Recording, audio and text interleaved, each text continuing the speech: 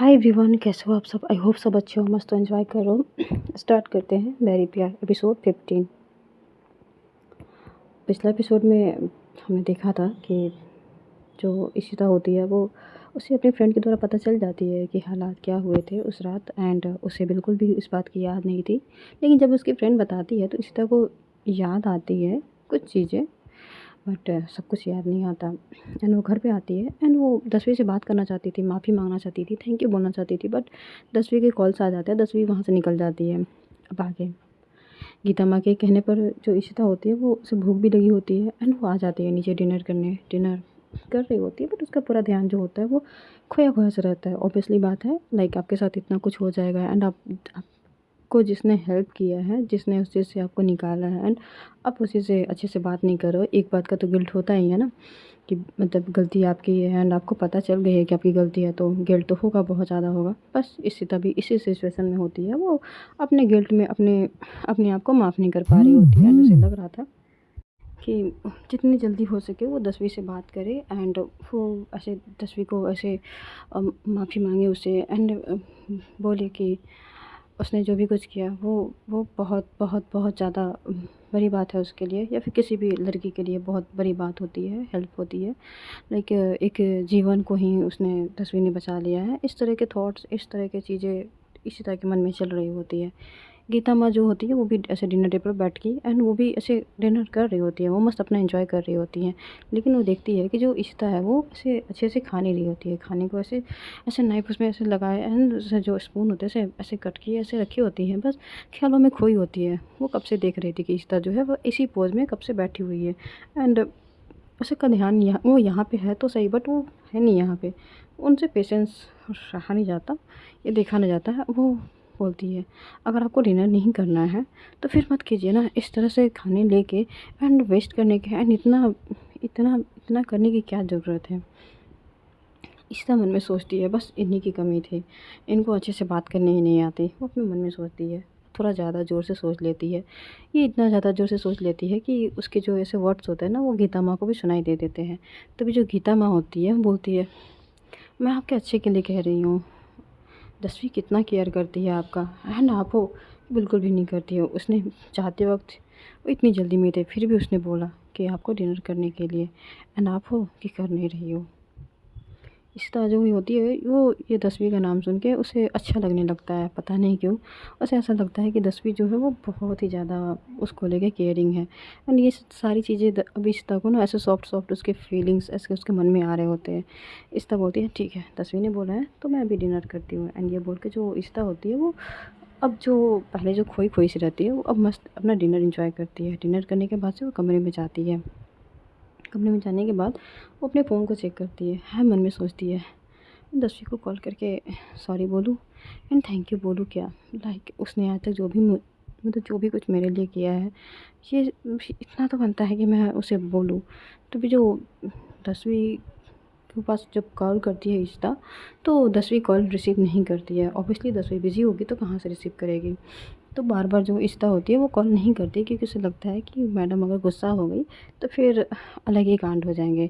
कोई बात नहीं, जब आएगी तब बात कर लूँगी। इधर जो 10वीं होती है वो अपने ग्रुप में जो उसके बॉडीगार्ड्स होते हैं, जो उसके ऐसे जो अंडर कवर होते हैं, वो सारे के सारे एक मिशन पे गए होते हैं जहाँ पे उन लोगों को बिजनेस डील में देखना होता है कि जैसे ऐसा मान लो एक ऐसा सिचुएशन है जहाँ पे आपको पता है कि आपका जो राइवल कंपनी है वो आपको ऐसे मतलब आपको चीट करके वो आपका मतलब टेंडर जो होता है वो हासिल करना चाहता है।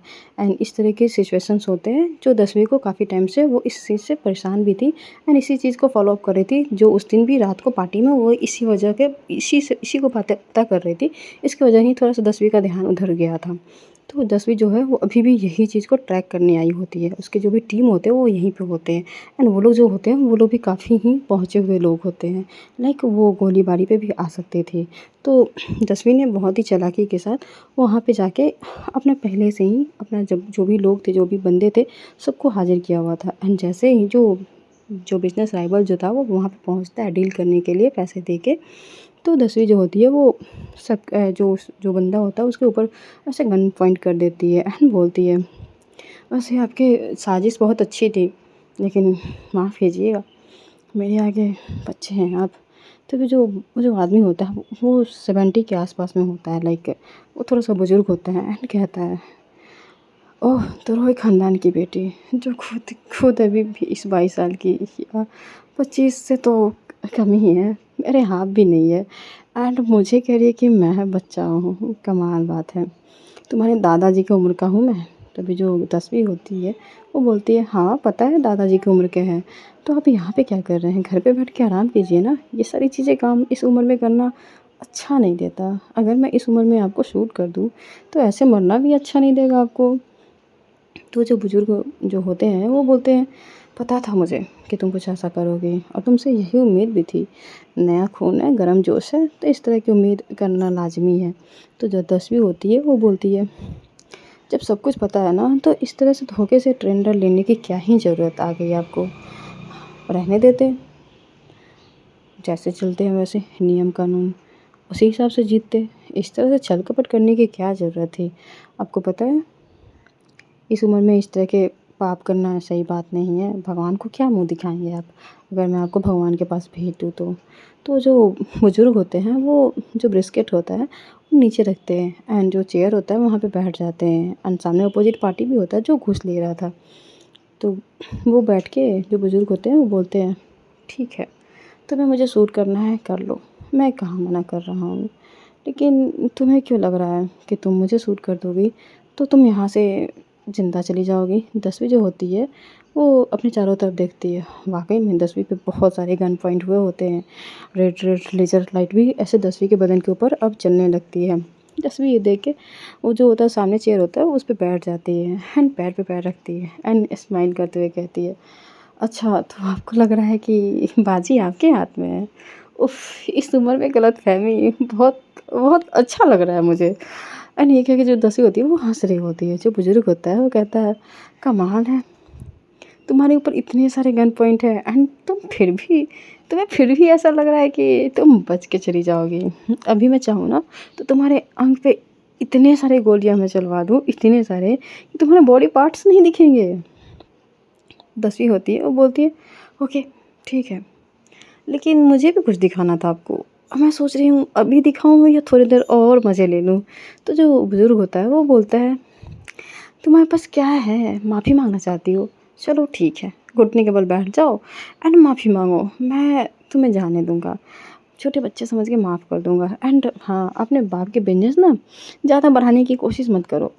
वो तो पहले ही चले गए हैं, भगवान के प्यारे हो गए हैं एंड अब तुम्हें उनके पास जाने की अगर जल्दी है तो ऐसे ही चले जाओ। इस तरह के करने की क्या ज़रूरत है? ये सब बिज़नेस तुम्हारे बस की बात नहीं है।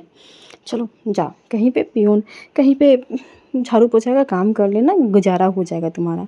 ये सारे जो बिज़नेस है टेक ओवर मुझे दे दो, मैं कर लूँगा एंड सब कुछ तुम्हारी जान को मैं बख्श दूँगा। सुना है तुम्हारी खूबसूरत बीवी भी है, उसे भी बख्श दूँगा। ये जो कह के जो बुज़ुर्ग होता है वो एकदम ही हँस रहा होता है।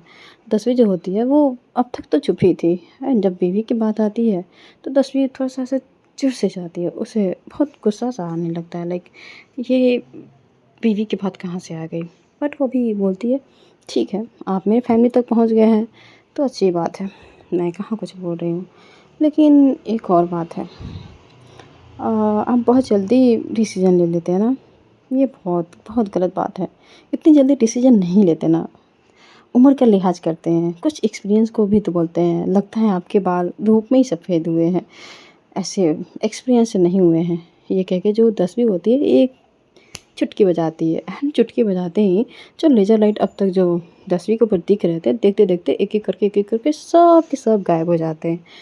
एंड इसके बाद जो लेज़र लाइट की जो बंदूक वाली जो निशान होती है ना, वो जो बुज़ुर्ग होता है ना उस पे एंड जो पास में बैठा होता है, जो कंप्यूटर जो ऐसे जो कम्पिटिटिव जो होता है ना, जो राइवल में ऐसे मिले होते हैं, उस पे पॉइंट हो जाते हैं एंड ये देखने के बाद से वो जो राइवल वाला जो होता है वो एकदम ही घबरा जाता है, बोलते हैं, ये क्या है?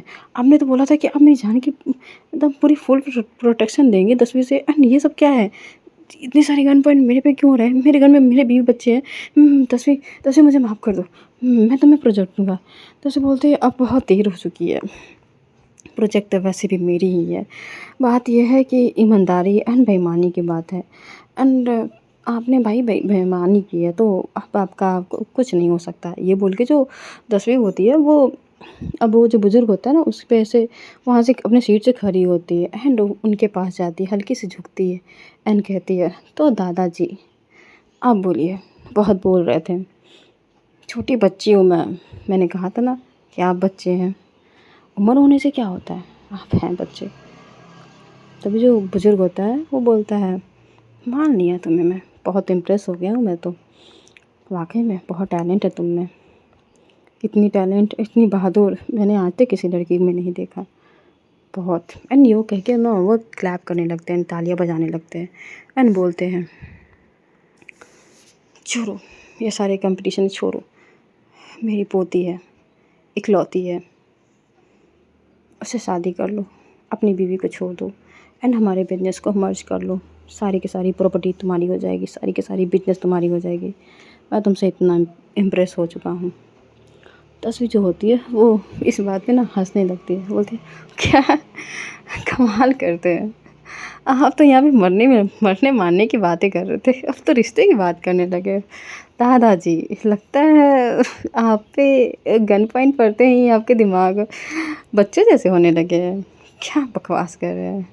तो जो दादाजी होते हैं वो बोलते हैं, सच में मैं सच बोल रहा हूँ, मेरी बहुत खूबसूरत पोती है, यहाँ नहीं रहती, बाहर में रहती है, विदेश में, अभी कुछ टाइम बाद आने ही वाली है, बहुत स्वीट है, बहुत क्यूट है, बहुत खूबसूरत है, तुम्हारी बीवी से भी ज़्यादा, छोड़ दो उसे, मेरी पोती को अपना लो, सारा बिजनेस तुम्हारा हो जाएगा।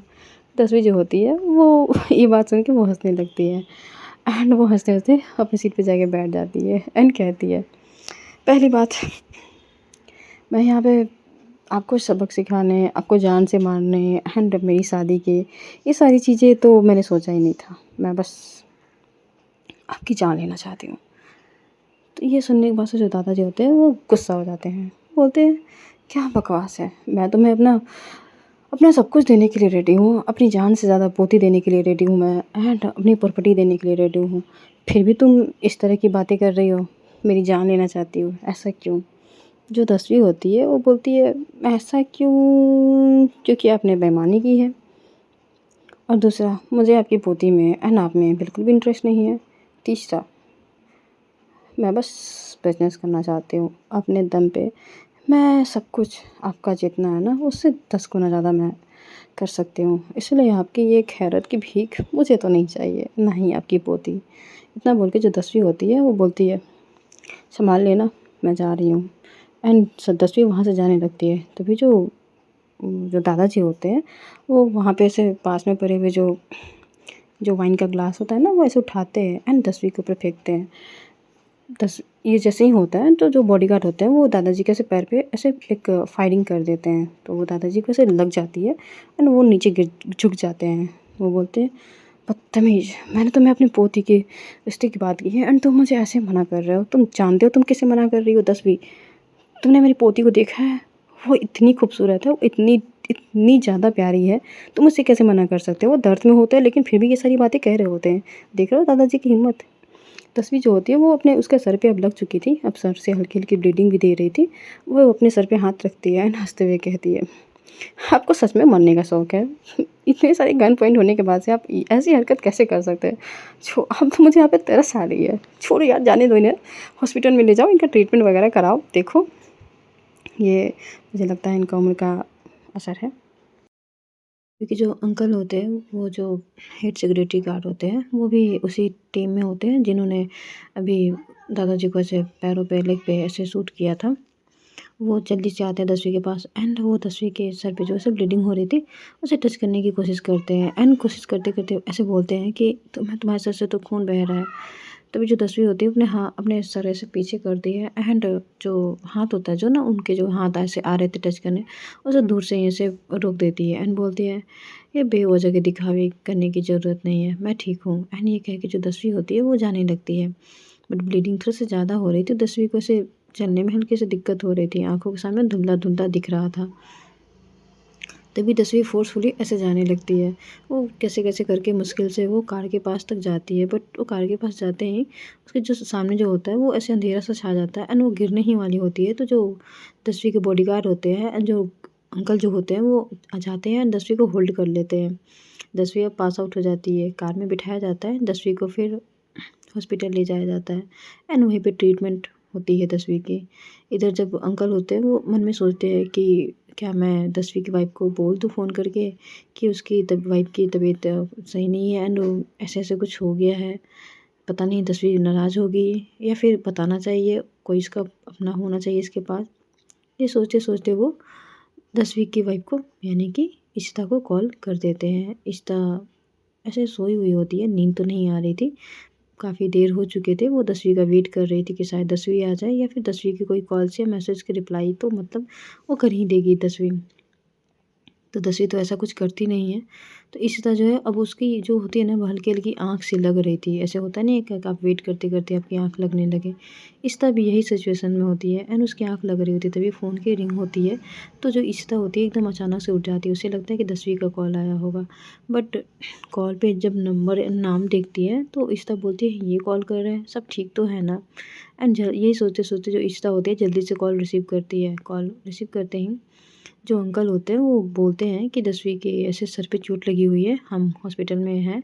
वैसे तो ज़्यादा प्रॉब्लम की बात नहीं है, अगर आप नहीं सो रही हैं तो आप आ सकती हैं अपनी वाइफ़ का ख़्याल रखने के लिए। वैसे ज़रूरी नहीं है 10वीं को कि मतलब आप आए ही, अगर आप सो रही हैं तो आप सो जाइए, इतना कह के वो फ़ोन रख देते हैं। जो इशिता होती है वो ज़्यादा कुछ नहीं सोचती है एंड बहुत ज़्यादा ऐसे हाइप नहीं होती क्योंकि अंकल ने बहुत अच्छे से समझा के ऐसे ये बातें बोली थी। तो इशिता जो होती है वो अपनी स्कूटी उठाती है एंड वहाँ से चली जाती है। जैसे कि एड्रेस उसे हॉस्पिटल का मिला था। जब वो हॉस्पिटल में जाती है तो देखती है कि हॉस्पिटल के चारों तरफ 10वीं के बॉडीगार्ड्स चक्कर लगा रहे होते हैं एंड जो हॉस्पिटल जो कभी ऐसे मरीजों से भरे होते हैं या अभी तो ऐसे ब्लैक सूट में ज़्यादातर लोग घूम रहे होते हैं चारों तरफ। अंकल ने बहुत ही हाई-फाई सिक्योरिटी लगा रखी थी। जैसे ही इशिता वहाँ पे पहुँचती है तो जो अंकल होते हैं वो ऐसे नीचे ही होते हैं एंड वो 10वीं सॉरी इशिता को देखते ही वो इशिता को बोलते हैं कि अच्छा ठीक है आप आ गई, आप 10वीं के पास जाइए। इशिता जो होती है वो अपनी जो बेचैनी थी, जो घबराहट थी, उसे ऐसे थोड़ा-सा होता नहीं है हॉस्पिटल में आप कितना भी आप डॉक्टर हो, लेकिन आप जब खुद के अपने लिए जब आते हो ना, वो बेचैनी फ़ील होने लगती है। इस तरह के जो कदम होते हैं ना, वो बढ़ रहे थे बट वो बहुत अंदर ही अंदर बहुत घबरा रही थी। हालाँकि उसे पता था कि ज़्यादा प्रॉब्लम की बात नहीं है बट फिर भी वो बहुत घबरा रही होती है। इधर जो 10वीं होती है, अब उसे होश आ चुका था मेडिसिन यानी इंजेक्शन के बाद। तो वो अपने ऐसे सारे जो ऐसे जो लगे होते हैं ना नीडल वगैरह, वो उसे हटा के बोल रही थी कि मुझे हॉस्पिटल आने की क्या ज़रूरत थी? किसने मुझे हॉस्पिटल लेके आई है? मेरी इजाज़त के बिना इतनी छोटी-सी बात के लिए हॉस्पिटल में एडमिट कर दिया। तो जो 10वीं होती है वो गुस्से में सब निकाल के ऐसे वहाँ से जा रही होती है। जो वहाँ पे डॉक्टर एंड नर्स होती है वो 10वीं को मना कर रही होती है बट 10वीं होती है वो गुस्से में बोलती है कि नहीं मैंने बोला ना मुझे नहीं रहना अब 1 मिनट भी यहाँ पे। ये कह के जैसे ही जो 10वीं होती है वो जाने ही वाली होती है तभी इशिता जो होती है वो अंदर आने लगती है। जैसे ही इशिता को देखती है 10वीं तो बोलती है आप यहाँ पे क्या कर रही हैं? तभी जो इशिता होती है वो 10वीं को ऐसे सर पे ऐसे बैंडेज लगे देख के वो जो इशिता होती है वो 10वीं को एकदम ही आते ही गले लगा लेती है। 10वीं जो होती है वो अभी तक तो बहुत गुस्से में थी कि हाँ, ऐसे उसको हॉस्पिटल में किसने रखा ये वो दिस दैट ऐसे उसके बहुत सारे तेवर जो टेंट्रम थे वो चल रहे थे। पर जैसे ही इशिता ने उसे गले लगाया ना, जो 10वीं जो साइलेंट होती है वो एकदम ऐसा लग रहा था कि जो इशिता है वो 10वीं की हार्ट बीट सुन पा रही है एंड जो 10वीं है वो इशिता के सॉफ्ट टच को फ़ील कर पा रही है। वो इतना ज़्यादा अच्छा मोमेंट होता है कि जो इशिता ने जितने प्यार से आज 10वीं को गले लगाया था, शायद इतने प्यार से 10वीं को उसकी माँ ने लगाई थी लास्ट टाइम जब उसकी माँ ज़िंदा थी। इतना प्यार, इतना सॉफ्ट, इतना काइंड हार्ट 10वीं ने आज तक फ़ील ही नहीं किया था। शायद इतने करीब किसी को आने ही नहीं दी थी। बट जब इशिता उसके इतने करीब है एंड इतनी कम्फ़र्ट फ़ील करवा रही है, 10वीं को अच्छा लगता है। 10वीं के जो हाथ होते हैं ना, अभी तक वो इशिता के बैक पे नहीं होते हैं। वो थोड़े-थोड़े उठ रहे होते हैं इशिता को ऐसे हग करने के लिए। तभी जो इशिता होती है वो बोल उठती है, तो 10वीं जो होती है वो अपने हाथ नीचे कर लेती है। इशिता बोलती है, "आप ठीक हैं?" मैं कितना घबरा गई थी। थैंक गॉड अब ठीक है। अभी तक इशिता ने 10वीं को गले लगाया ही था एंड ये सारी बातें बोल रही थी। 10वीं जो होती है वो गुस्से में से एकदम ही सॉफ्ट हो जाती है एंड बोलती है मैं ठीक हूँ। इशिता बोलती है आप मेरी कॉल का रिप्लाई क्यों नहीं दे रही थी? मैंने आपको मैसेज भी किया। मैं कितना वेट कर रही थी और ये सब कैसे हो गया? 10वीं जो है वो एकदम ही इस तरह की सॉफ्ट एंड स्वीट वॉइस पे एकदम ही ऐसे फ्लैट होने लगती है एंड बोलने लगती है मैंने देखा नहीं, फ़ोन कार में थी एंड मैं बिजी थी। तो इशिता बोलती है ये सब कैसे हुआ? आपको चोट कैसे लगी? पता है मैं कितना परेशान हो गई थी। शायद इशिता जो है वो अब रो भी रही थी। 10वीं शायद फ़ील कर पा रही थी कि इशिता की बोली में अब नरमी आ गई है एंड वो कहीं न कहीं इशिता के जो ऐसे जो होता नहीं अपने इमोशन कंट्रोल करने वाली आवाज़, वो 10वीं फ़ील कर पा रही थी एंड 10वीं बोलती है इतनी भी बड़ी प्रॉब्लम नहीं हुई है, मैं ठीक हूँ। तभी जो इशिता होती है वो अभी तक हक नहीं आज़ाद की होती है 10वीं को। वो बोलती है आपने मेरी हेल्प की एंड मैं आपसे सुबह में इतनी बदतमीज़ी से बात की। I am really sorry and thank you, आपने मुझे बचाया। तभी जो 10वीं होती है वो अब ये सुन के ना उसे मतलब समझ में नहीं आता है कि इस चीज़ पे वो क्या रिएक्ट करे। लाइक उसकी वाइफ़ है, उसका प्रोटेक्शन करना, प्रोटेक्ट करना ये 10वीं की राइट्स है, राइट? तो इशिता थैंक यू क्यों बोल रही है? अगर थैंक यू बोल रही है तो पता नहीं क्यों 10वीं बहुत कन्फ्यूज़ हो जाती है एंड वो कुछ रिएक्ट ही नहीं करती है। इशिता जो होती है वो अब होता नहीं है अब हल्की-हल्की वो ऐसे सिसकी ले रही थी। तभी जो 10वीं होती है वो ऐसे अपनी वाइफ़ के गले लगाए ही होती है एंड उसके अप अब जो है बैक पे से हाथ रखती है एंड कहती है आप रो रही हो क्या? इशिता बोलती है मैं क्यों रोऊँगी? बस मेरी आँखों में कुछ चला गया होगा। तभी जो 10वीं होती है बोलती है हाँ, दिख रहा है कुछ चला गया होगा। चलिए अब मैं ठीक हूँ, घर चलें? इशिता बोलती है चलिए घर चलिए। लेकिन इशिता अभी ने भी ऐसे गले जो लगाना था ना वो ऐसे दूर नहीं गई थी वो 10वीं से। 10वीं बोलती है हाँ, तो फिर चलिए ना चलते हैं। इशिता बोलती है गले लगाए हैं, आँखें बंद होती है गले लगाए में ही एंड बोलती है हाँ, चलिए। 10वीं बोलती है बट आप मुझे छोड़ेंगी तब तो। तब जो इशिता होती है ना इंस्टेंटली जिस दुनिया में जिस कम्फर्ट फ़ील कर रही थी, करवा रही थी वो 10वीं को, वहाँ से बाहर आती है एंड वो झट से ऐसे 10वीं के ऐसे थोड़ी सी दूर जाके खड़ी होती है एंड कहती है आई एम सॉरी मैंने आपको तभी जो 10वीं होती है वो उसे इस शब्द को कंप्लीट करने ही नहीं देती है एंड बोलती है इट्स फाइन, घर चलें? मैं ठीक हूँ। एंड जो इशिता है वो उसकी आँखों से जो ऐसे आँसू निकल रहे थे ना वो 10वीं देख लेती है एंड वो जो 10वीं होती है वो उस वक़्त वो इशिता के थोड़े से करीब जाती है एंड इशिता की आँखों से वो जो आँसू जो गिरने वाले थे ना उसे अपने ऐसे थंब से ऐसे साफ़ करती है एंड बोलती है आप रोते हुए अच्छी नहीं लगती। या तो आप फ़ाइट करो या फिर आप जो करना है करो। आप लड़ते हुए बहुत अच्छी लगती हैं। प्लीज़ मत रोआ कीजिए। तभी जो इशिता होती है वो अपनी नज़रें उठाती है एंड 10वीं को देखती है और फ़ील कर पा रही थी 10वीं के ये इनोसेंट, ये काइंड हार्ट, ये पोलाइट बिहेवियर जो 10वीं अपने गुस्से में एंड बाकी चीज़ों में ऐसे उलझा के रखती है, जो दिखाती नहीं है।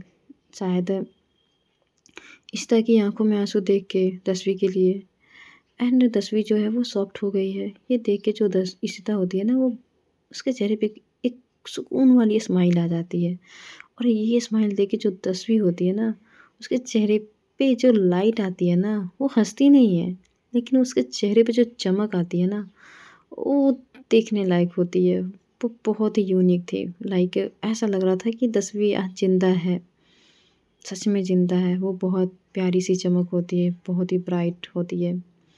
तभी जो इशिता होती है वो 10वीं का हाथ पकड़ लेती है एंड कहती है चलिए हम घर चलते हैं। आपको पेन तो ज़्यादा नहीं हो रहा ना?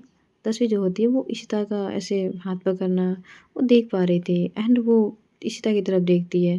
तभी वो बोलती है पेन मुझे नहीं होता, आपको पता नहीं है। तो जो इशिता होती है बोलती है हाँ पता है मुझे, अगर पेन होगा तो आपकी वाइफ़ डॉक्टर तो है ना, मैं कर दूँगी ठीक झट से।